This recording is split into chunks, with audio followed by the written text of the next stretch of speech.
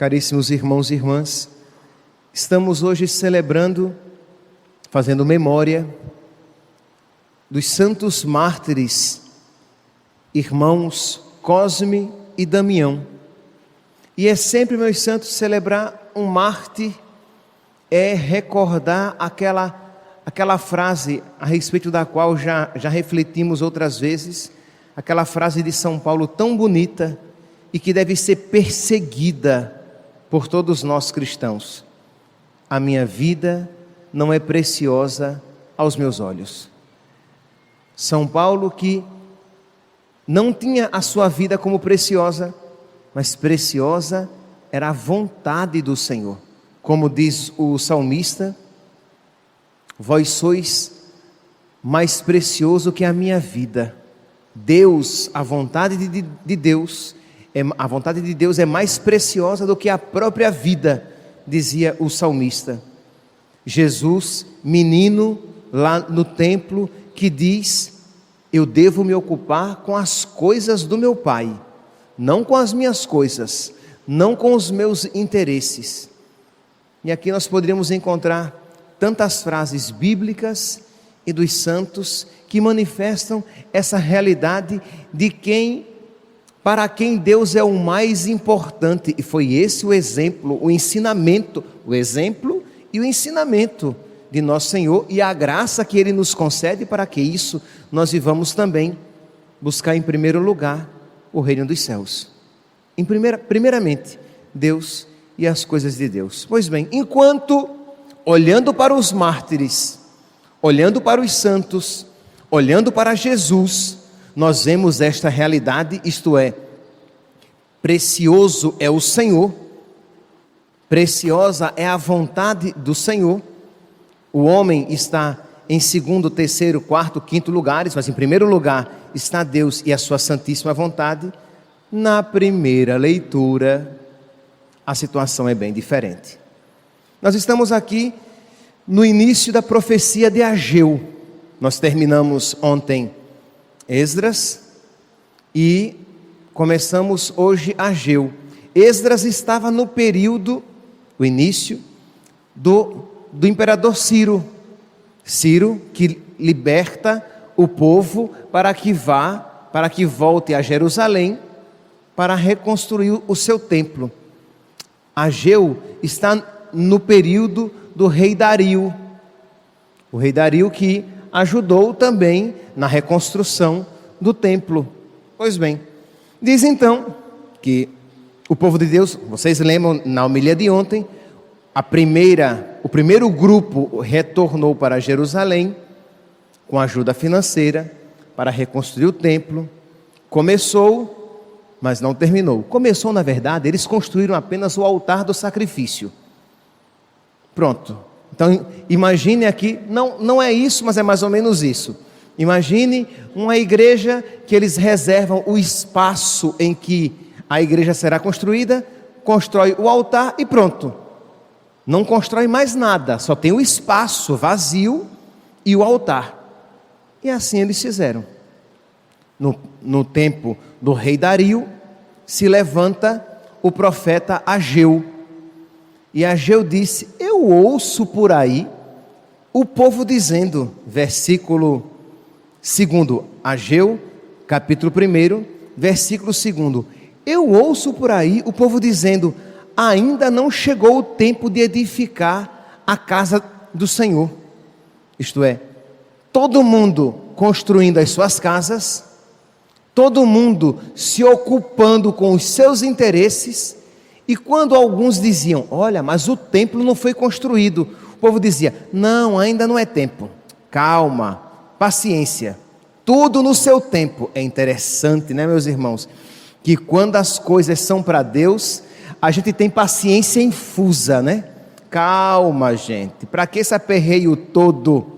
Vamos devagar. Mas quando as coisas são do nosso interesse, a gente quer rapidez, a gente quer pressa. É para agora, é para ontem, não para amanhã. É isso o que o profeta Ageu vem aqui levantar, esse questionamento. Isto é, enquanto o povo estava construindo as suas casas e buscando os seus interesses, a casa de Deus, o templo do Senhor, ainda não tinha sido construído. Aí o profeta Ageu diz, versículo 2, repito: isto diz o Senhor dos exércitos, este povo diz, ainda não chegou o momento de edificar a casa do Senhor. A palavra do Senhor foi assim dirigida, por intermédio do profeta Ageu: acaso para vós é tempo de morardes em casa revestida de lambris? Isto é, em casa revestida de madeira? Quer dizer, acaso é tempo de vocês morarem confortavelmente? Vocês que estão dizendo que não é tempo de reconstruir a casa de Deus. Acaso para vós, versículo 4, acaso para vós é tempo de morardes em casas revestidas de lambris, enquanto esta casa está em ruínas? É a pergunta de nosso Senhor. Por quê? Porque aquele povo, meus santos, não estava interessado nos interesses de Deus. Não tinha primeiramente como objetivo os negócios do Senhor. Retomemos aqui a frase de nosso Senhor menino, de Jesus menino: eu devo me ocupar com as coisas do meu Pai. Eu devo me ocupar com os interesses do meu Pai. Ter primeiramente as coisas de Deus. Meus irmãos, se formos sinceros e pararmos um pouquinho, nós veremos que infelizmente não é isso o que acontece. Isto é, quando as coisas são para Deus, quando são as realidades espirituais, nós sempre protelamos, postergamos, deixamos para depois, para amanhã. Calma, não precisa de tudo isso. Quando as coisas são para Deus, nós encontramos todas as dificuldades. Nós elencamos todas as dificuldades. Por quê? Porque não são do nosso interesse. Imagine aqui, chegue alguém e pergunte a ela se ela não tem tempo de ganhar dinheiro. Para ganhar dinheiro, para trabalhar, ela tem tempo. E se mais tempo ela tiver, ela vai se ocupar para mais dinheiro ganhar. Agora, quando diz, olha, a missa dominical, da missa dominical você está participando, eu não tenho tempo. Eu não tenho tempo, eu tenho muita coisa para fazer. Mas é interessante, para os seus interesses, você tem tempo. Dê para essa pessoa um voucher completo, com tudo incluso. Não estou ganhando nada aqui do Malai, Hotel Águas Quentes, estou ganhando nada deles, mas dê um voucher completo, sábado e domingo, olha, você vai para o Malai, vai ter o carro que vai pegar você, vai levar você, vai trazer você. Eu quero apenas que você disponibilize tempo. Nossa, se ela não tiver, ela terá. E se ela não tiver, é porque não teve jeito, porque ela vai tentar. Ela vai tentar de verdade. Imagine, vou passar 2 dias relax, descansando, né? Lá, com tudo pago, hotel, comida, transporte. Nossa, isto é, quando as coisas vêm ao encontro dos seus interesses, você encontra tempo, você encontra disposição, e as dificuldades não são tão grandes assim, porque aquilo que eu não fizer hoje, na próxima semana eu faço e ninguém vai morrer. Agora pergunta para essa mesma pessoa, o tempo que dedica para Deus, para a igreja, para a sua missa. Entende, meus santos? Eu estou dando aqui apenas um exemplo, mas que você deve aplicar às outras circunstâncias da sua vida. Estou dando aqui um exemplo mais claro, que é mais fácil, de mais fácil compreensão, mas que cada um aqui é chamado a aplicar e perguntar: e eu? Eu tenho tido tempo para Deus? Deus tem sido a minha prioridade? Porque foi isso que Deus reclamou por meio do profeta Ageu. Prioridade. Vocês chegaram a Jerusalém, vocês têm como prioridade a reconstrução das suas casas e não da minha casa, do templo do Senhor. É esta prioridade que os santos são exemplo, que Jesus foi o exemplo maior. Eu vim para me ocupar com as coisas do meu Pai. Eis que venho fazer com prazer a vossa vontade, Senhor. O meu alimento é fazer a vontade do Pai. Então essa realidade, esta prioridade aqui, a palavra de Deus hoje, a liturgia de hoje nos chama, e que nós precisamos pedir a Deus que nos conceda esta sabedoria. Senhor, concede-me a sabedoria, concede-me a graça de que o Senhor esteja em primeiro lugar em tudo na minha vida. Concede-me a graça de que eu aplique todas as minhas forças para te colocar em primeiro lugar na minha vida, para que eu possa viver o primeiro mandamento, amar a Deus acima de todas as coisas, para que eu tenha tempo para a minha missa, para que eu tenha tempo para a minha vida de oração, para que eu tenha tempo para viver a caridade, para que eu tenha tempo e disposição para fazer a tua vontade e para fazer as renúncias necessárias, porque se fossem outras renúncias que me alcançassem bens materiais, eu estaria disposto. Imagine, seja sincero, mas sincero mesmo, imagine se eu dissesse que se você se abstivesse de carne durante todo um ano, às sextas-feiras, você receberia uma casa bela, belíssima, mobiliada de presente. Imagine, por um bem temporal, passageiro, você se empenharia com tanto afinco em dizer, imagine, gente, só não comer carne às sextas-feiras? Imagine, é claro que eu vou fazer. Mas quando eu digo, olha, seja obediente aos mandamentos de Deus, aos mandamentos da igreja, porque isso implica em salvação para a sua alma. Aí você já acha o fim da picada ficar sem comer carne às sextas-feiras. O que é isso? É muito radicalismo. Isto é, quando para ganhar uma casa, isso estava de acordo com seus interesses, aquela renúncia até que não era tão grande.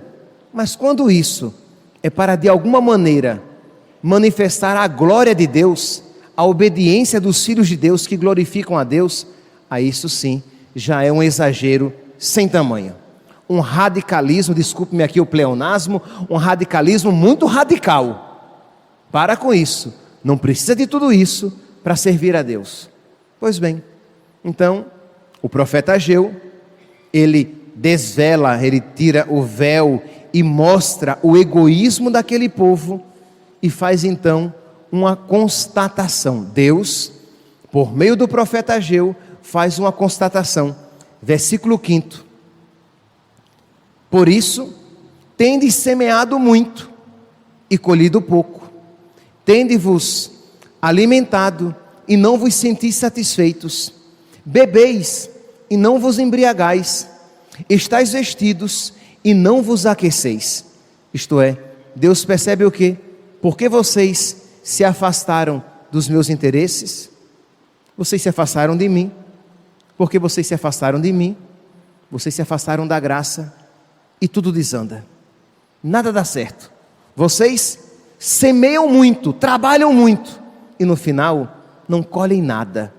Vocês comem, mas não sentem alegria. Isto é, vocês têm tudo para a felicidade, e mesmo assim estão insatisfeitos.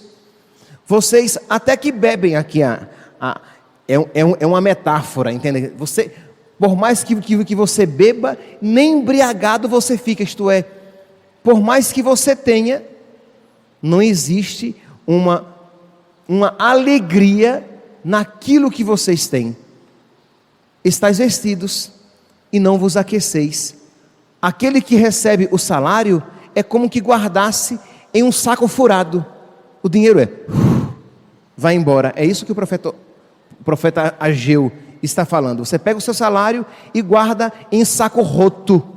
O dinheiro se perde. Isto é, não existe contentamento, não existe alegria, tudo desanda, tudo se desorganiza interiormente. Por quê? Porque vocês se esqueceram do principal.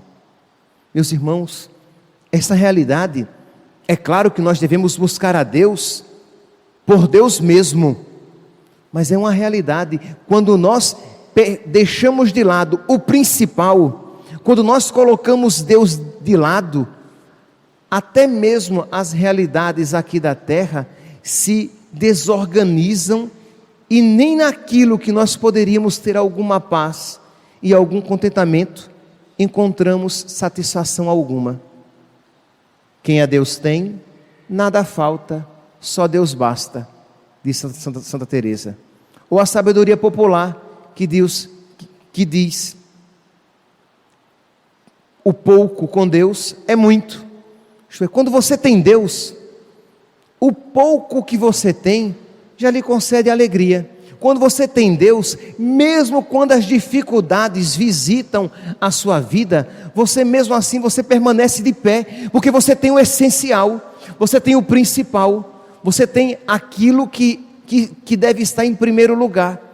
Mas quando o principal na sua vida foi abandonado, em nada mais você encontra contentamento, e a primeira dificuldade é o suficiente para desorientar toda a sua vida.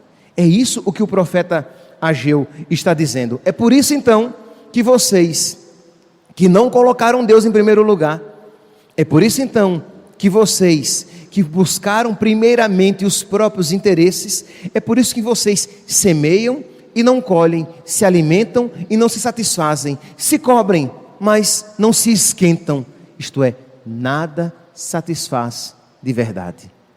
Que hoje, meus santos, nesta Santa Missa, peçamos a Deus esta graça de colocar Deus em primeiro lugar.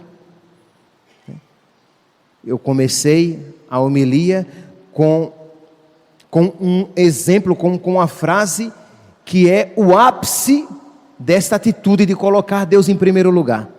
Porque colocar Deus em primeiro lugar é a atitude inicial de todos nós, é para todos nós. Amar a Deus sobre todas as coisas é um mandamento não apenas para os santos, é um mandamento para todos nós.